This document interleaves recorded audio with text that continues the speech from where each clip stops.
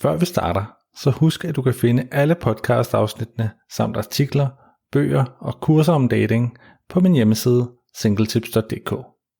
God fornøjelse. If you're trying to use your mind to think about what she's going to say or how she's going to react, you may be doing that because you want to be right.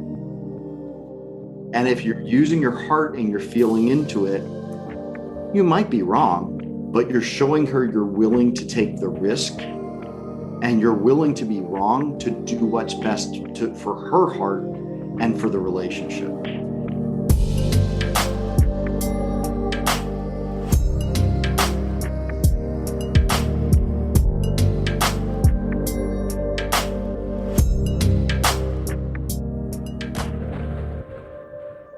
Velkommen til det 32. afsnit af Søger noget seriøst.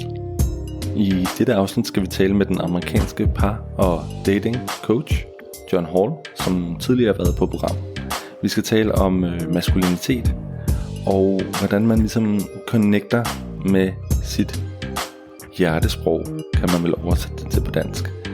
Så for sådan en som mig, som er meget oppe i mit hoved hele tiden, så bliver det super spændende at høre, hvad John Hall har at sige om at kommunikere med hjertet.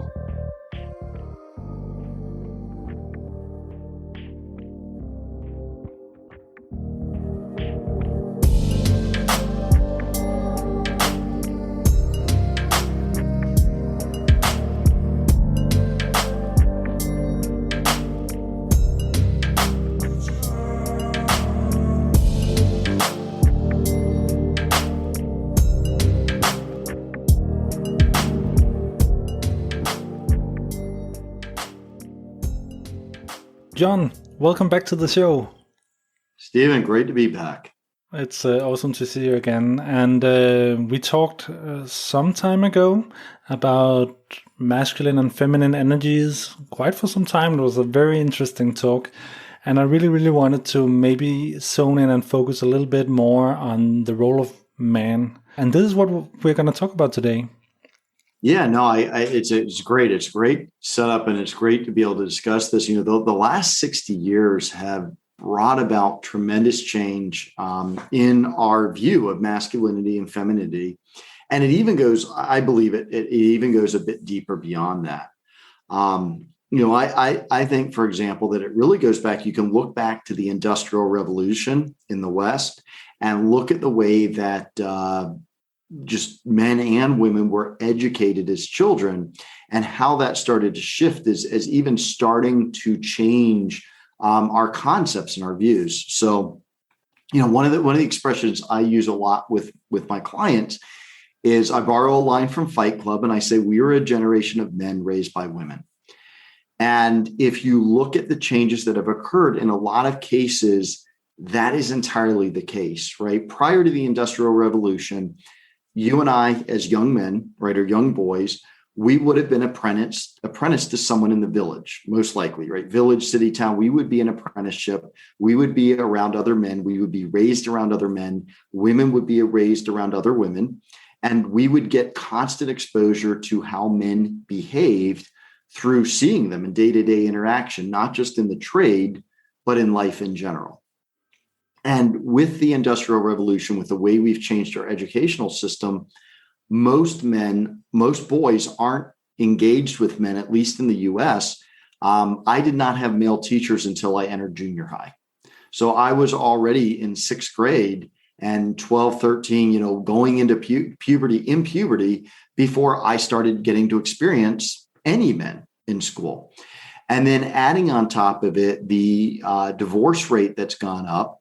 And a lot of boys, either they don't see their fathers much because they're at a corporate job and they go away in the morning and they come back in the evening. They're probably pretty tired by the time they come back home. So they're not getting that much interaction at night.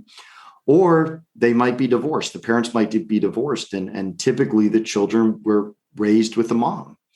And so again, that was my experience. My parents got divorced. My mom did a phenomenal job at raising 3 boys and a girl. She did a beautiful, beautiful job in doing that. And she's not a man, right? So I didn't have a lot of male role models Outside of, fortunately, I had scouts and some other things growing up.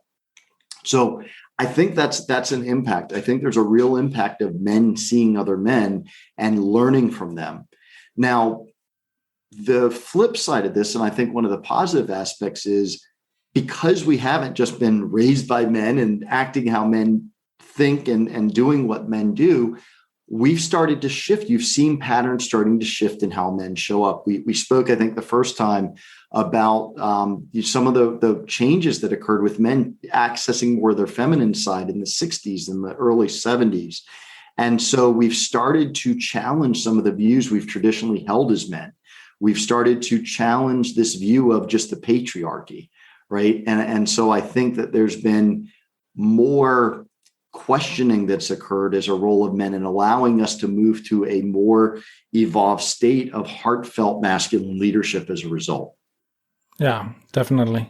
And totally concur with this. And it's the same development, obviously, that has happened in Denmark. And it has also been debated in public. Like, is this a problem that we are still men, right? And biologically speaking, and we still have needs as men. But if we are sort of prevented from really connecting with it, I'm not saying that maybe the men of the 50s were very good at connecting themselves with their masculinity, but at least now, if you don't have that role model, you don't have anything to navigate towards, right?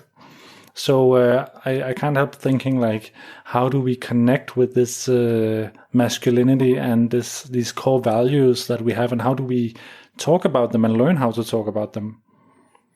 Yeah. No, it's there's a few things there that I want to touch on, but let's talk a little bit about, right, the masculine energy that we all have, right? Because we spoke earlier about how we both have masculine and feminine energy, but even especially when you combine the masculine energy with our physiological and mental and everything else structure that we have as men,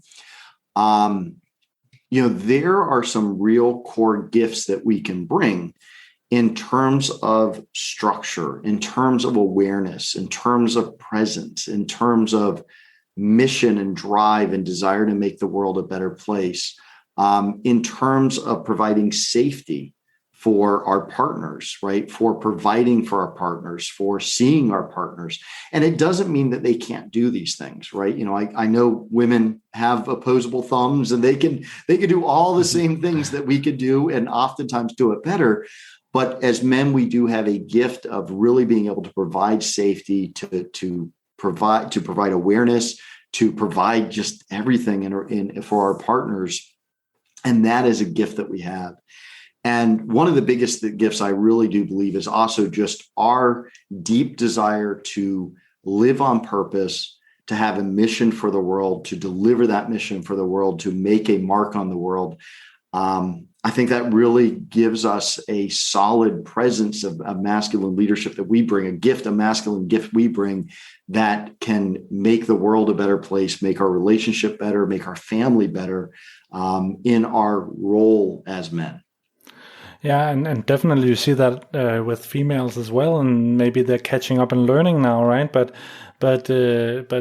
I also truly admire that when you look at people like Elon Musk or this immense drive where it's like nothing, everything is secondary to reaching Mars, right? It's like if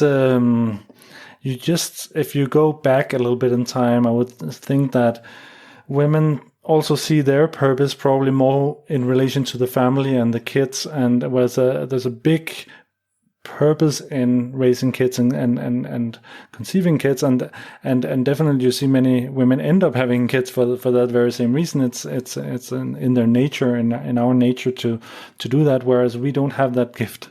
So maybe we seek that purpose somewhere else. Whereas like I like kids, but I don't think I'm gonna like and love kids. I'm gonna love my kids, obviously, if I have some, but maybe not to the same extent. It's gonna be different than the mother of my kids, probably. Well, it comes down to, remember, we have both the masculine and the feminine energy within us, but we have one that's our more native state. We have one that's more our core state, that is the one that we desire to be in the most.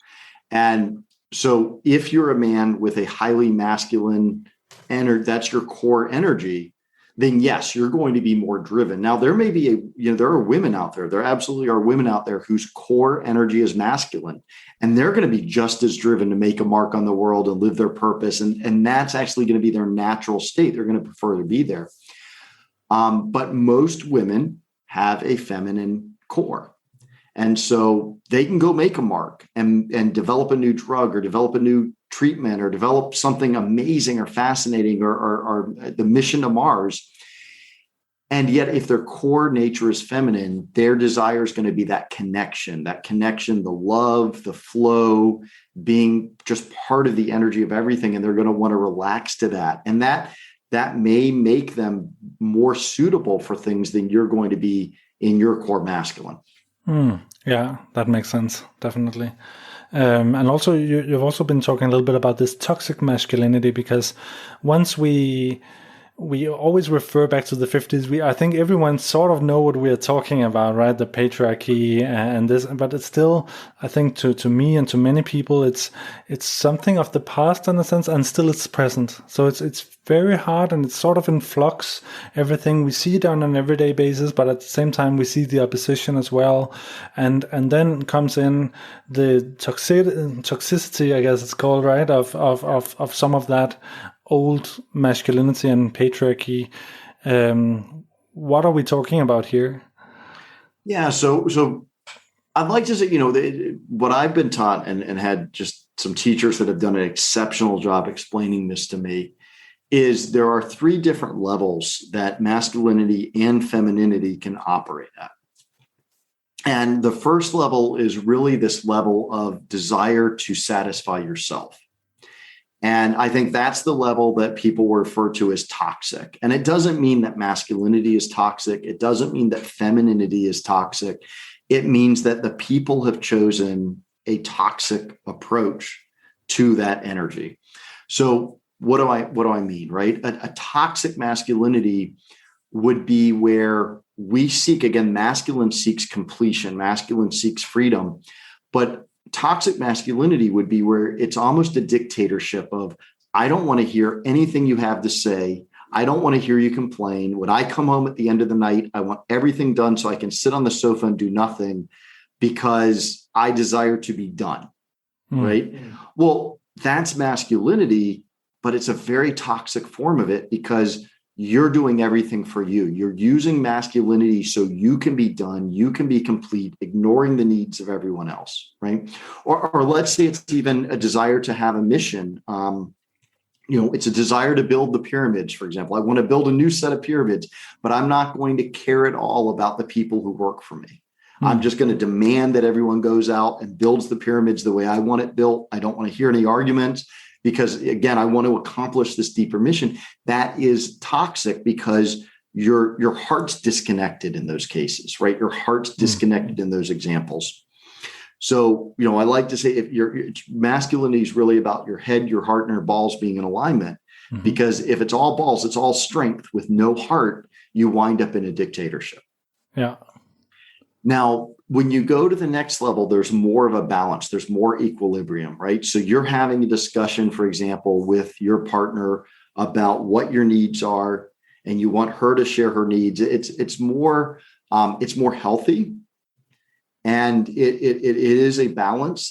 You've got the heart in there. You're more looking at equality between the two.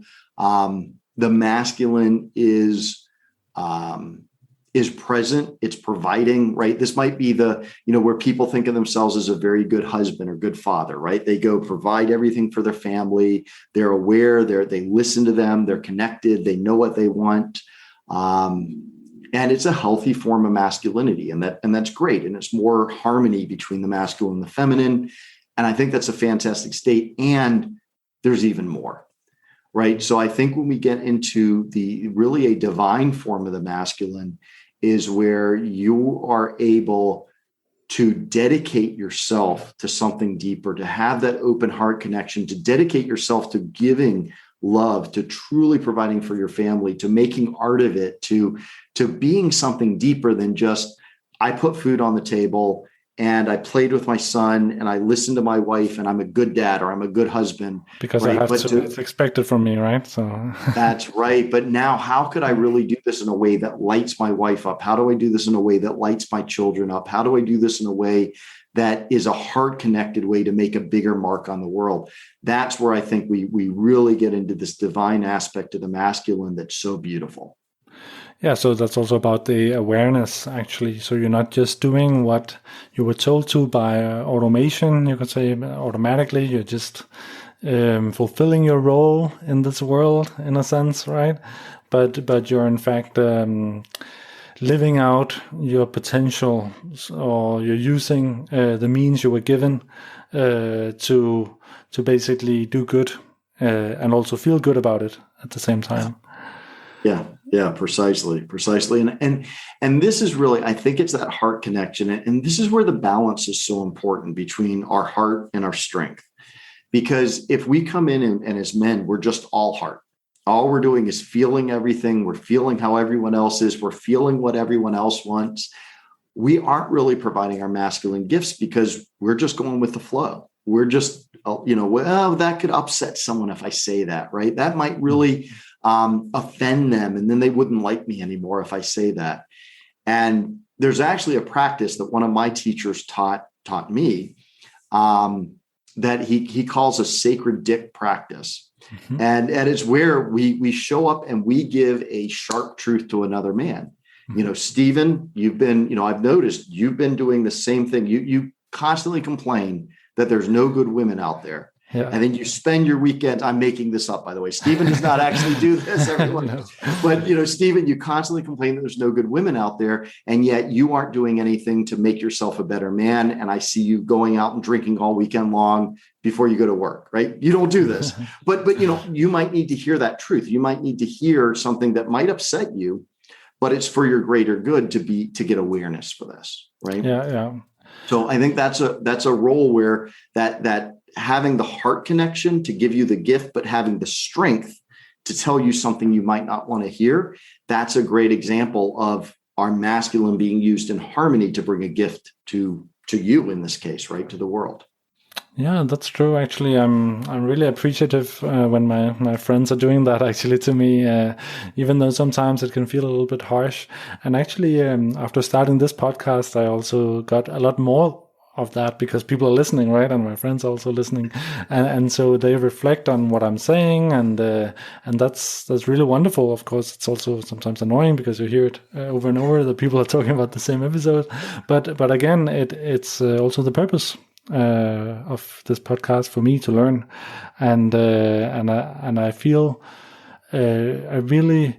I had some females as well on the show that were complaining a little bit about their friends actually just how do you say, just basically telling them all the good things that they are about, and nothing directly critical towards them, not giving them sort of a hard time with the hard truth.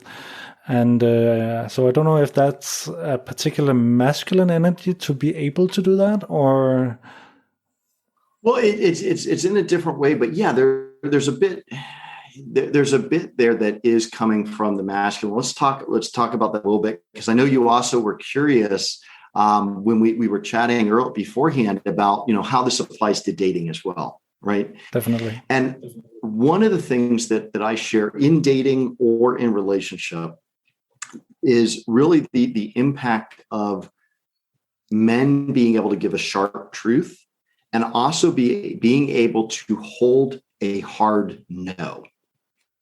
And what I mean for this is that, you described an example where you had a female friend who was saying, well, I'd really want to know the truth, right? I really want to know what's going on. And absolutely, because a lot of times we'll be afraid, if we're afraid to say something, like maybe we're afraid to say that she's showing up a certain way. If we're afraid to say that, this particular man that she's with is not the right man for her, right? Or we're afraid to say, I saw this guy out with another woman and you think he's exclusively focused on you. And again, we don't tell her because we don't want to upset her. Then we aren't really living the truth. right? We aren't delivering something in a way that's going to make her better. And women do ultimately desire to know that with an open heart, right? We're not going to go tell them something to hurt them, but with an open heart, we're going to help them understand the truth and help them understand that we have a hard boundary as well. And a lot of times as men, we don't hold that hard boundary. We think that the woman always wants us to say yes. The woman always wants to get everything that she asks for. And when we do that, when we can't live our truth and be able to say no to something because it violates our truth or it would put the relationship at harm, women know this and they feel unsafe. They feel like if you can't say no to me, how are you going to stand up for me and defend me in the world, right? If you can't tell me no, we're not going to, no, you're not going to stay on your phone during date night and text all your friends instead of paying attention to me. She will really feel unsafe. Like if he can't say no to my phone on the date, how is he going to say no if someone came out and attempted to attack us on the way home? How would he say no if someone wants to borrow money, but that would put our family at risk because he might not pay it back, right? How would he say no that we shouldn't go take a trip into a country that maybe isn't the safest country for us to be in at the time, right? Or not have the right precautions. So when a lot of times we get caught up in this, well, my woman wants me to always say yes. And the opposite is actually true. She wants to know we will hold a hard truth. We will say no with an open heart, but we will hold that boundary for them. That is so important in our role in the masculine relationship. Yeah, I can definitely relate to that, but also because it seems like we men are a little bit behind in having the argument ready for putting up that hard no. Like it's so easy just to say, yeah, I didn't really think about that, but let's just go with the flow, or that idea sounds great, or, not also to create like a conflict, right? So just the peace in the house, that's the most important. I hear that a lot from my friends, but who are married. But sometimes we need to be a little bit a step, not being a step behind, but actually just know, like having like a clear stance, or maybe just be bold, just to say no. And then why do you say no? Well, let me think about that. But from the bottom of my heart right now, I think it sounds like a bad idea. Yeah. I mean, I'll just use a simple example. Let's say you're on a date and you're having dinner before a show. And, she wants to go have a drink next door and you're focused on the show. That it's important for you. Your relationship is going to be better by making the show time. Right. So if you say, oh yes, let's go next door. And then you're like, well, okay, hurry up, get the order here, hurry up, drink your drink, hurry up, get the check and go. She's not really going to have a good experience because you're rushing her through and she's going to be thinking, why didn't you just say, no, we don't have time? Or even better, say, well, great. Instead of having a drink next door, let's go have a drink at the show. Let's go to the show 10 minutes early, get a drink, and then go on and enjoy the show, right? So it's not about just saying no with a hard line because these are my rules and you're going to play by it. But it's saying no because you can look at the bigger scheme of things and say, this is going to add stress to what we're doing, or this is going to put us in an unsafe situation, or this is going to cause an issue in our relationship. I had one client who his partner said, well, I'm going to go travel for 6 months in another country, and it's a totally different time zone, and we'll only get to speak to each other for 30 minutes at a night. And what she really desired to hear is, no, this is too important. Our relationship is too important for you to go. And I'm either going to go with you or we're going to find a way for you to do the same thing from here because our relationship is too important for us to not be together.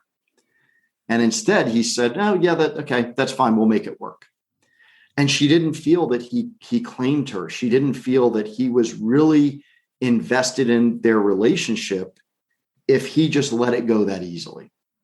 And so that's an example where him feeling into it, going, what's better for our relationship? Is it better that we do this together, or is it better for her to go off and do it alone, is what's really important here. I can't help but thinking that, I mean, we need somehow to be mind readers in that situation a little bit, right? Because we really need to understand how she would perceive the answer to one and the other side. You're almost there, but instead of being a mind reader, it's about being a heart reader. Mm-hmm. And this is some of the practices. In fact, I just led my men through a practice the other day. I started a new group in coaching, and I had men, the exercise they did is men that they had never met until a few minutes beforehand. They did a practice where they gave this other man feedback and rated him on his intention for the call, and then how to make the call better, right? How to make his intention better. And they could actually give him a practice, like go beat on your chest and roar like a lion, or, go shout, I am confident at the top of your lungs. And you may think, well, what does this have to do with anything, right? Why does telling a stranger what to do, person I've never met, how does that actually help me in my relationship with a woman? But the fascinating thing about it is this: our women don't want us to try to think about what they want or how to lead them. Our women want us to feel their heart and feel where they're at and be able to incorporate our strength and our mind with that heart connection. And so what I did the training exercise for the men, they were learning how to not think about what would make this better, but just feel and trust their intuition. What would make this man better? And we do a lot of these practices with men to men because we can learn. It's almost a safe way to learn to use that heart connection and heart read the other man. So when we're in a relationship, we can be heart readers to read our woman's heart. Like, I'm just trying to process this a little bit by saying some words here. So as I would go about it normally would be, again, to try to rationalize around something, right? So like, it's going to be a no because this and that. But what I'm hearing you saying is like, if I'm truly invested in the relationship, I would also have like a sort of emotional connect, and she needs to feel that it's coming from that emotional connect when I'm saying no. Is that correctly understood? I will even say she wants to feel that heart connection more than she wants to know that you're right or wrong. Yeah. Because if you're trying to use your mind to think about what she's going to say or how she's going to react, you may be doing that because you want to be right. Mm-hmm. Yeah. And if you're using your heart and you're feeling into it, you might be wrong, but you're showing her you're willing to take the risk and you're willing to be wrong to do what's best for her heart and for the relationship. And so we teach clients, my wife and I teach clients all the time, get out of your head, get into your heart, because that heartfelt connection is going to mean more to a woman than you could be perfectly right with every single decision. In fact, I hadn't even thought about this, and I'm going to bring this up. There's a movie called Groundhog Day with Bill Murray. Have you ever seen it? I'm not sure. Maybe. Okay. So I'm going to spoil alert. It's from I think it's from the 80s or 90s. So hopefully anyone who's going to watch it is going to watch it by this point. But Bill Murray winds up in a situation where he repeats the same day every single day. I remember that one. Okay. Yeah. And he plans a perfect day for this woman he likes. Right? Everything about it is perfect. Everything about it is right. Everything about it, every decision he makes is perfectly tailored for her. And yet at the end of the night, it always fails. And he repeats the day again because he's making it from his mind. And it's not until he learns to make the connection from his heart that he actually gets the girl. So you could be perfect with every decision you make. And if you don't have that heart connection, and being right the majority of the time is going to far out exceed no heart connection and being right 100% of the time. That's interesting, especially because I'm sort of a mind person, I think, a mind man.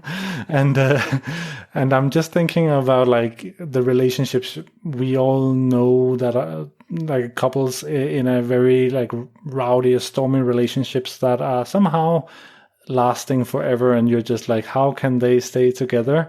But they're going in and out of fights and moving in, moving out, moving in, moving out. But I can definitely see that you feel that reciprocity probably in a relationship like that, because at least you are being loved. There is jealousy. The jealousy has some connectivity or to it as well, or connecting power, you could say as well, right? Because the other one feels very strongly about the fact that you were out with some friends or something like that, and that's also appealing. Well, yeah, and there's an added point here too. Women's hearts will close if they feel unsafe, if they feel unseen, or they feel that they are not understood, right? That are the three reasons why women will close their heart. And if you're up in your head and you're trying to guess what they want, and you aren't really connecting with them, you aren't really seeing them, you aren't really understanding, because they may say certain things, but if you don't stop and feel with your heart, you're not going to understand what they really desire. And so just an exercise that you can do, the next time that things start to heat up with a woman, maybe you guys are getting off on a separate page, just pause, come over to her, pause, can look in her eye, start breathing really deeply, and just physically open up your chest and open up your heart to her. And I promise you're going to have a different reaction. And that if you keep just trying to think, what is she saying? What's she trying to do? How do I end this argument? What does she want me to say? Just do that exercise. And I promise you're going to get a different reaction, because you're going to take that moment to really see her, to really connect with your heart, and to understand on a level that's nonverbal, but she will feel that and she will relax. And that's also super interesting with the verbal and nonverbal. I mean, some people say it's only like actually 7% of what we're actually saying. And then we have the tonation, the strength of the voice and so on and so forth is like 30%, and the rest is the body language. I don't know the percentages, right? But it's just also interesting in a dating situation, because how do you go about it? There's a lot of planning. There's a lot of rationality around dating, actually. There's the preferences, and you have sort of vetted the person. And now, after some writing on Tinder, then you go. But in fact, also, like, since I'm a mind man, then how to open up that heart and be completely invested on text, and then in the first encounter, right? Because I would guess that I feel at least that it's more exhausting to be opening up your heart all the time and be, open in that sense. Yeah. Well, okay. So it's going to be exhausting if you haven't practiced it before. So it's like any other muscle, right? When you first go to the gym and you start doing leg days and you haven't done leg days in months, right? It's going to be exhausting doing leg days. But as you build that muscle, as you build that skill, you're able to advance in weight and do a lot more and be less exhausted, be less tired. So and this is a whole separate discussion, right? But a lot of what I do with men is I teach them how to have that heart connection, which serves them not just in relationship, but it serves them in leadership. Having that heart connection with your leadership just makes you so much more an effective leader than just trying to constantly work from your head. And it actually, once you learn to do it, you can actually make decisions from your heart. It's far, far stronger than your mind. Your mind gets you into all sorts of stories and cycles and everything else. And your heart just is able to lead so much more effectively and with less effort. Can you give an example, maybe from, let's say, a team, and there's a manager, and he's just learning to lead by the heart. Maybe there's a conflict on the team between a developer and a designer, or okay. I don't know. It's just to give it a bit of flavor, because actually for me it's not easy to understand, and also it's definitely not easy to practice for sure. The connection with the heart, it's my default is for sure the rational approach. This is how you do it. This is how the planning, and this is also my personality type, by the way, ENTJ. So I'm a very planning type, and therefore it's I feel very strongly about learning this. Look, I love this because I'm actually an INTJ. So I understand that Myers-Briggs perfectly. My background is software engineering. My background is technology management. And so I completely get this question. So let me set this up. Let's say you are in a meeting and there's a conflict between your designer and your programmer, and they're just going at it, right? They're completely at odds. And you're leading, this is your team, you're leading it. And you might come in with the traditional approach of, well, I'm going to listen to what they say and pros and cons, and I'm going to listen to what they say and pros and cons, and you're right and you're wrong, and just go do it, right?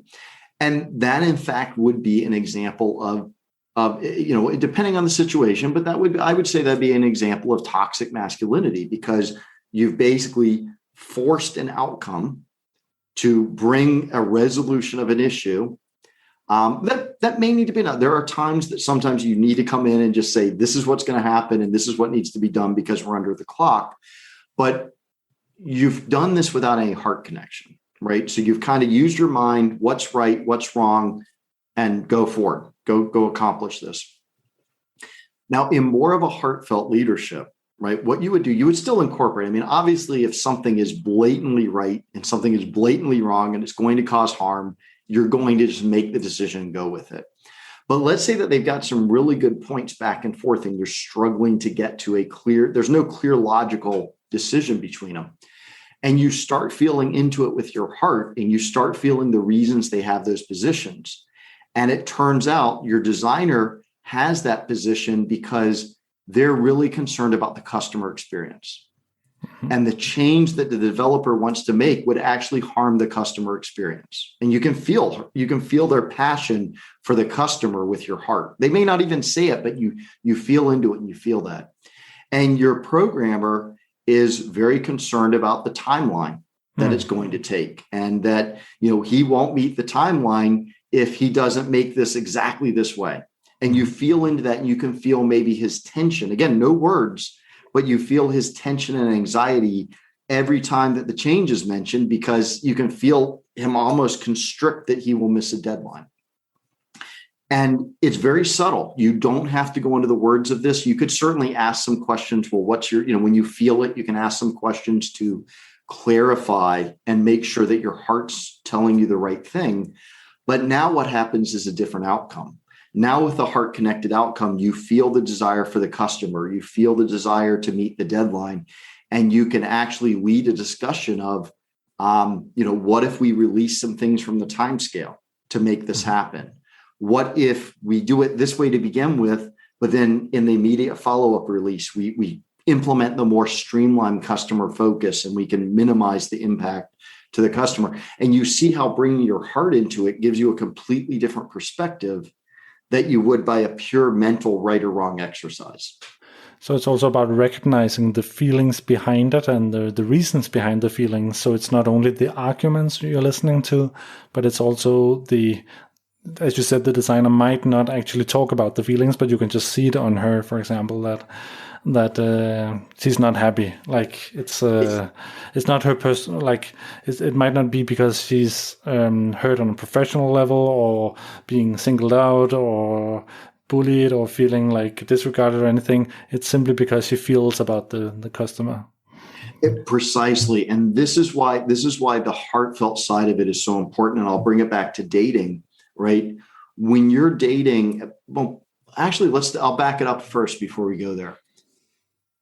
So often when we go deeper into trying to prove our position, right? Our words don't match what our heart feels, right? Words come out. We aren't the best. None of us as humans, we are not the best in going, well, I feel exactly this way, and this is why I believe it, right? You're just coming out and you're trying to prove your point. All these other things come in. And so feeling what's underneath at the heart level allows you to bypass the words that are being said. And this is very true in dating and relationship. Because if your partner is really upset about something, the words that are coming out are not necessarily what's really going on underneath. And so what'll happen is especially when it's us on the other end, right? She's telling us what's happening and why we're to blame. And we're so focused on the words and coming up with why we're not to blame and counter arguing every point. We miss that heart connection of, she felt hurt that we were late. She felt hurt that we didn't put planning into our first date anniversary, right? And that's the underlying truth, regardless of the words that are being said. And that's why the heartfelt connection does so much more. So I guess there are some cues we have to train ourselves to listen to and watch, and maybe there's even a language as well around the heart connection.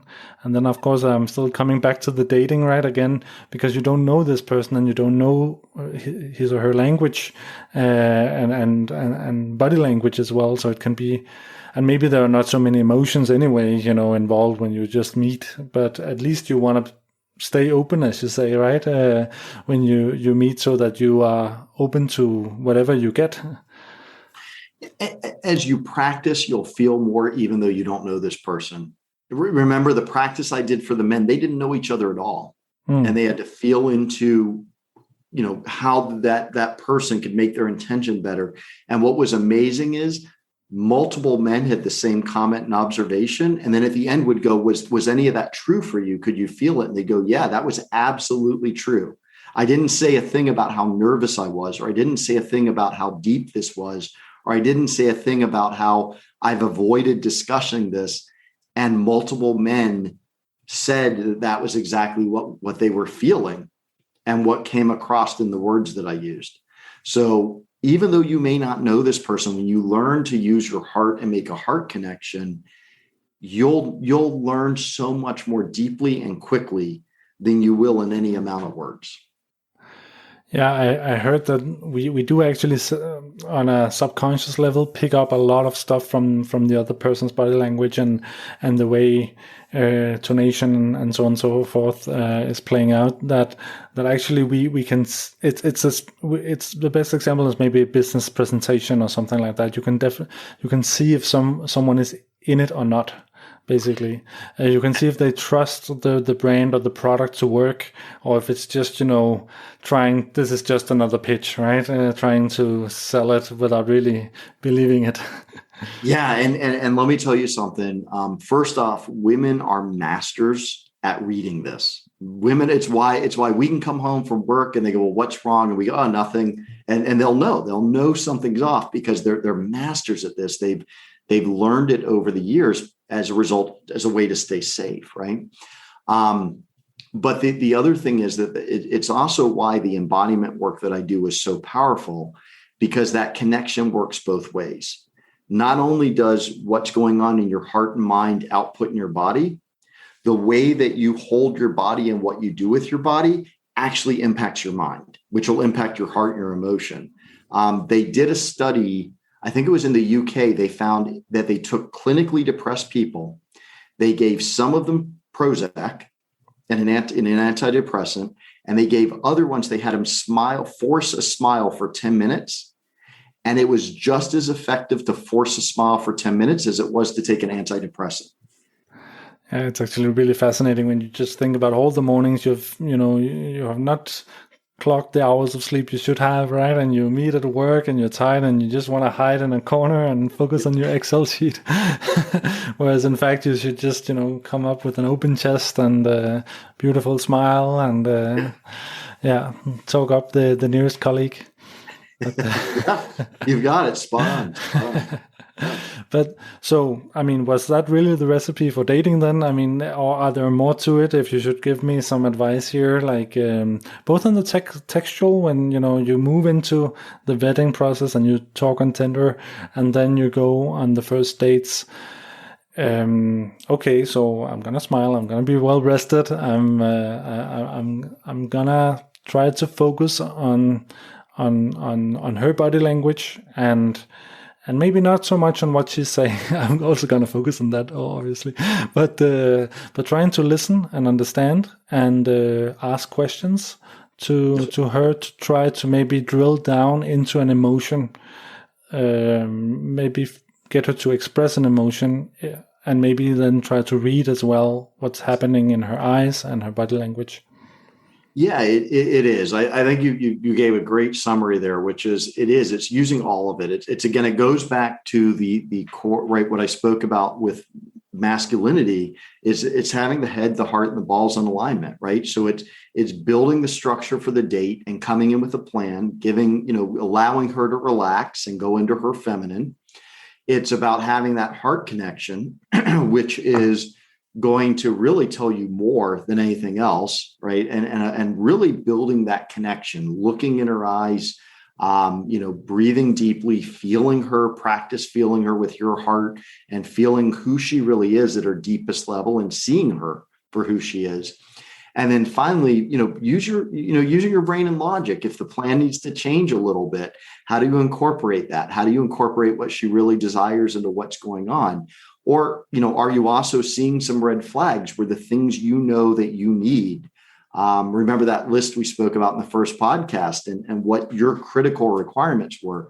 If you can logically see, I desire to have children, and she's flat out telling me she doesn't want to have kids ever, then logically it's like, great, I may feel connected and I may have a plan for this person, but it's not going to work. So logically, I need to engage it. So it is really engagement of all three areas.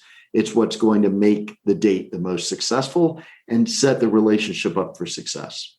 Oh, that's super interesting and definitely hit a spot in me, since I'm very aware that I'm a mind man, and that I think I need some tools definitely to open up for the heart language and talk more and understand more with the heart. And I like the fact that the alignment of the three. The balls, the heart, and the mind, and thinking in that way, and having that balance once you approach someone else. And I guess it's sort of also maybe in play that some balance when at work or in any relationship, and of course maybe excluding the balls, but maybe some alignment still, right, about the mind and the heart. Yeah, I mean, look, the strength part still factors in, even at work, right? The strength part still factors in, because if we're just using our heart, if we're all heart and mind at work, but we don't have the strength to carry forward our leadership, then we aren't really leading. Yeah. Right. Yeah. So that still factors in. But yeah, it's that balance, it's that alignment between all three. It really makes is. a lot of sense. I'm definitely going to try that out and try to be more mindful about that. Excellent. I can't wait to hear how it goes. Thank you so much, John. It was a pleasure as always. Thank you, Stephen, so much.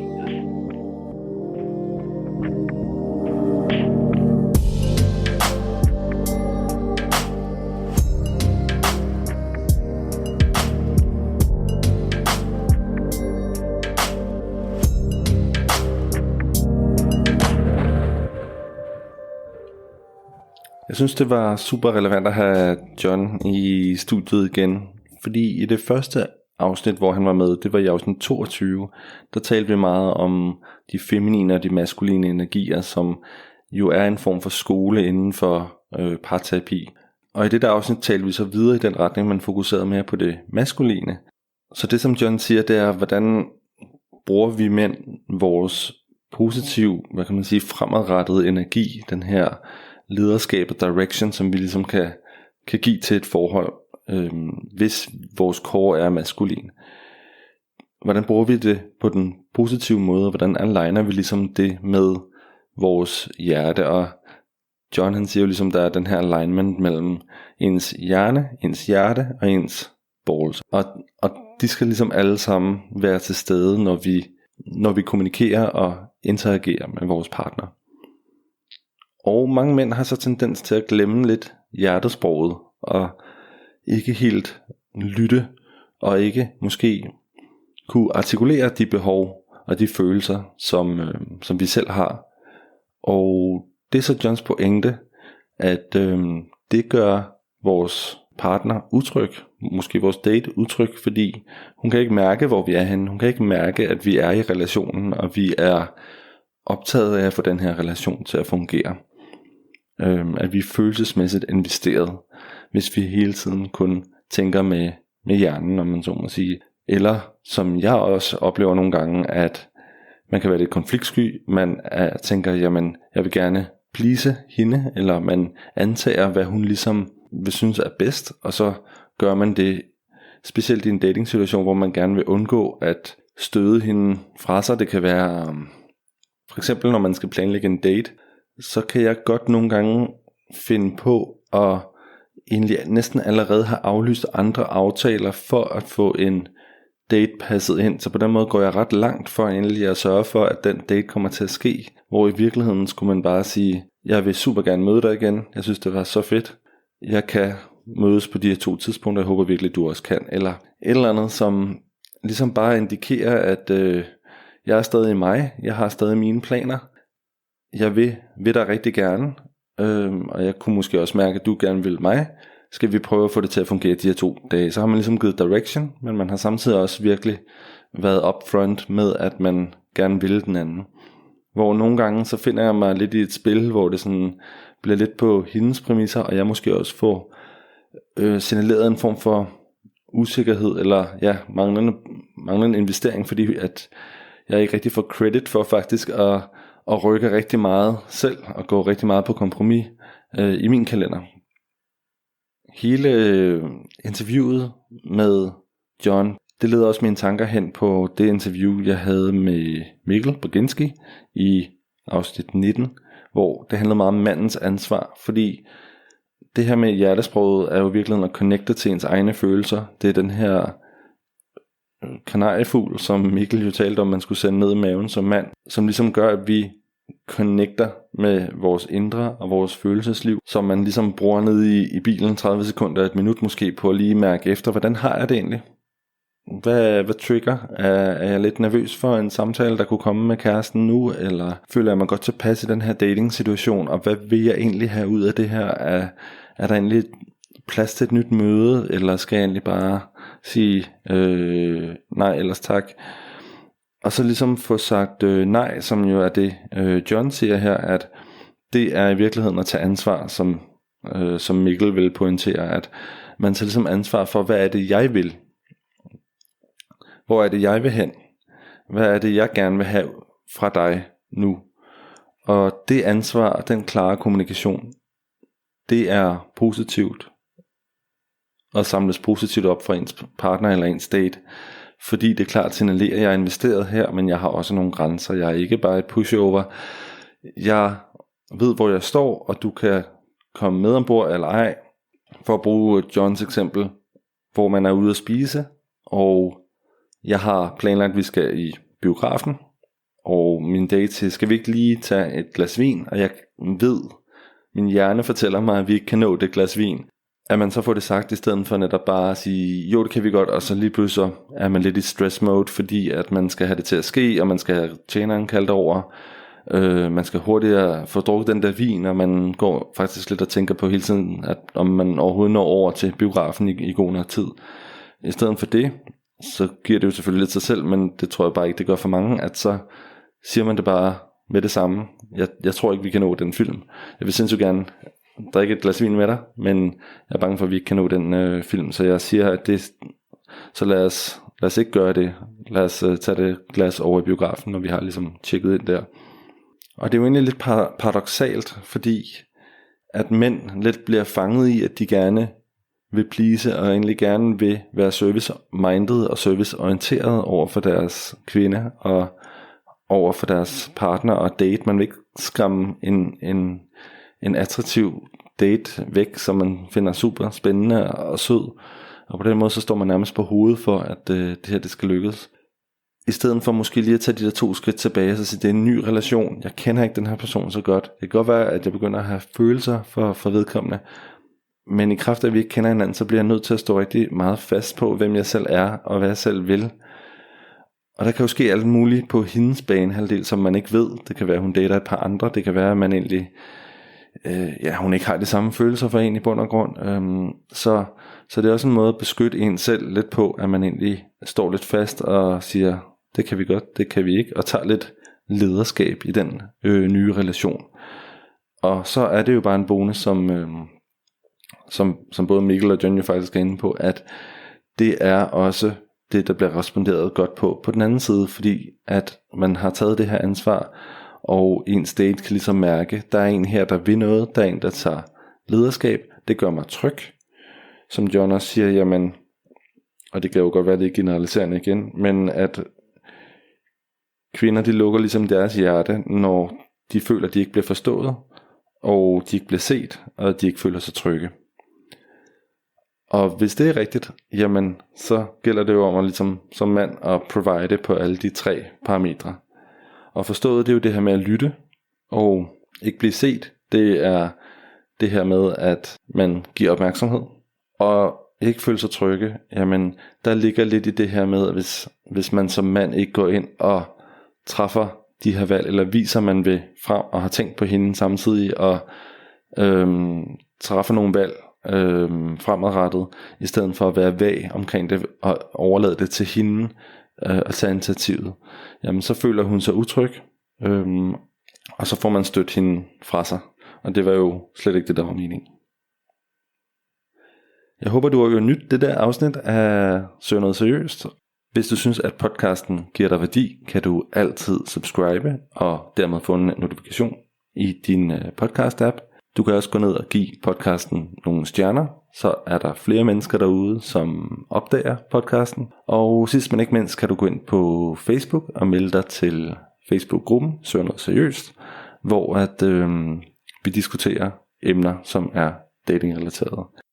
Indtil vi høres ved igen om 14 dage, så ønsker jeg dig et rigtig godt datingliv.